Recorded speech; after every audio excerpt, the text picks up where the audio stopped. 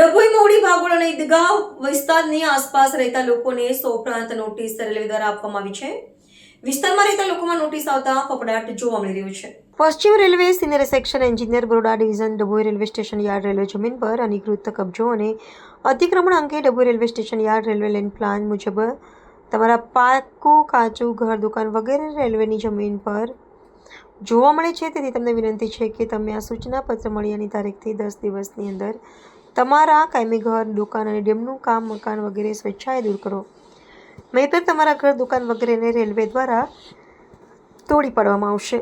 Railway અતિક્રમણ દૂર કરવાના કાર્ય દરમિયાન તમારા સામાન્ય થયેલા કોઈપણ નુકસાન અથવા નુકસાન માટે તમે જવાબદાર રહેશો અને જો તમે કામમાં અવરોધ ઊભા કરશો તો તમારી સામે કાનૂની કાર્યવાહી કરવામાં આવનાર હોવાનું જાણવા મળેલ છે.